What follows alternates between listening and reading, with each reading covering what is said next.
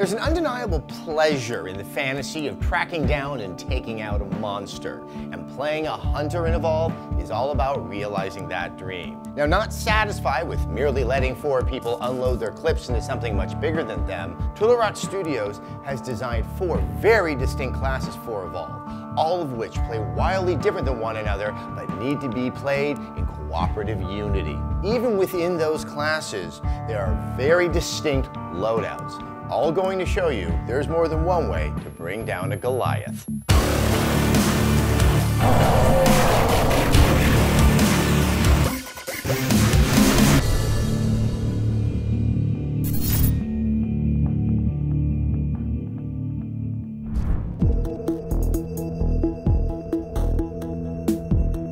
I guess at the beginning of the game, the ideas are there and you're ready, set to start to make it happen. What was the concept of the hunters? What was the core thing that was essential to sort of fleshing them out? The main thing was giving them the tools that they needed to actually take down this massive monster and to make it deep enough to get people to play, like keep them interested for an extended period of time. So that was the main thing, is figuring out what those tools are and how to actually fight this monster who was not developed and designed completely already. So it's like a difficult problem to solve when you don't know how to fight this thing that isn't built. Did you already see sort of the 4 classes? Like, what was kind of the strictures you were trying to work within? It was all theorizing, basically just sitting around speculating on, well, what would you want to do? How would you stop this monster? How would you fight him? And then we'd actually just build them and implement them and test them at a very early stage and see how it played out. And then the good ideas, they just kept getting developed further and further.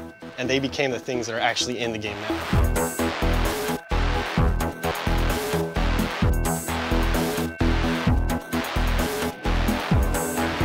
They may not be the most novel of the aspects, but the hunters, just based on proportions, people will be spending a lot of time playing as them. What was kind of the key elements to make the hunter experience memorable and special? The first part's obviously the gameplay and making sure that the gear is there, and the gear kind of helps the co-op happen, right? Every class has a role, an important part to play.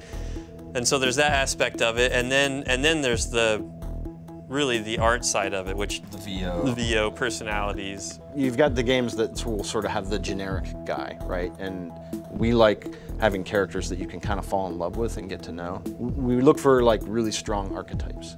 There's a fine line between archetype and stereotype. Stereotype is a negative thing. Archetype is sort of a celebration. The big thing is that we want the characters to feel new and fresh, but also familiar and kind of comfortable, right? Like, so when you look at Markov and you hear him talk, oh, okay, I get it. He's the big boisterous, Russian guy who likes to fight. I get that. One of the things that we decided to do sort of later in the process was kind of go a little bit stylized with them. Not only does it make them easier to sort of pick up in the game, but it also sort of exaggerates their character and reinforces that lovability.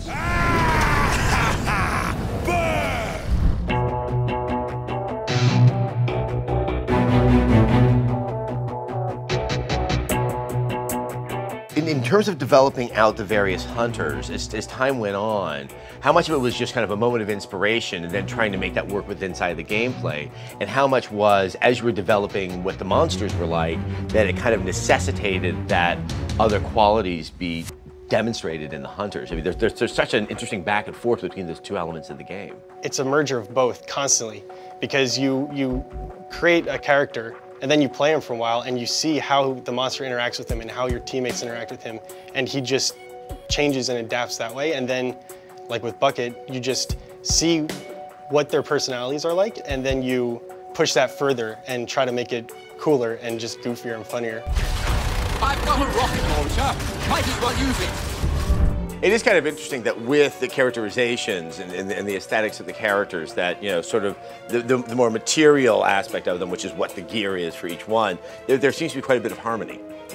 Markov's gun seems like the gun that Markov should have. So what we did was we took all that big pile of gear and we said, okay, what goes really well with the lightning gun? We felt like arc mines went really well with that. And we started piecing gear together, and that wound up sort of being themes. Lazarus having a silent sniper rifle with the ability to cloak and the ability to bring people back from the dead leads to a very stealthy character, right? I kind of arranged all the gear in theme, so all I knew was that Markov's gear was electricity based. I had no idea what the character might look like or anything. I just know that it's electricity based, right? And then my job's kind of done and I hand that off. Okay, well, I get it. This character is he's lightning themed, he's electrical themed, you know, and then you start thinking about, you know, where can I take that? Yeah. Okay. Bucket can take its head off and send it off into the world to go exploring. We had a lot of fun with Bucket, I will admit. For out of all the characters, I'd say Bucket probably has more than his fair share of personality.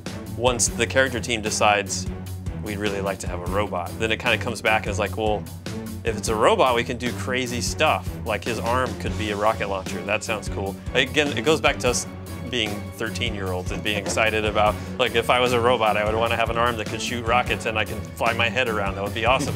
So that's what we do. Apparently, I'm pretty good at this.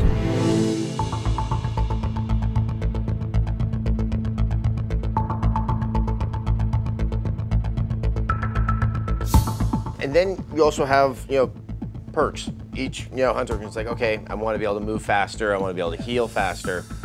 That's a lot of variables to take into account. I mean, when was the decision that you wanted to give just one more option to the player to kind of really distinguish their character? I mean, I definitely have seen advantages from it, but boy, did you add a lot of work on your end. We see teams collaborate sometimes and say, okay, let's all take damage, the extra damage perk. And so they know that they're sort of sacrificing like armor or movement speed or some other thing, but they all know that they're going to focus on doing damage that round, you know? So you'll see individuals make decisions about what my favorite perk is, but you also see teams coordinating and coming up with sort of these high-level strategies, which is really fun. It just adds to replayability. Can I play 100 rounds and still feel like there's more stuff for me to try? Ideas come from all over the place. Everybody's playtesting a game, and then you find out really cool ways to push it even further, which is awesome. Obviously, a lot of attention has to be considered to like how a map works and how it sort of maintains the fun. But when you have varying traversal methods, be it monster or the jetpacks, I mean, how did you have to rethink approaching level design? We didn't know what would work and what would be fun, so we really were starting at zero. Yeah, we really wanted the world to have that feeling of kind of isolation. So immediately you have that feeling of like, there's no way off this planet.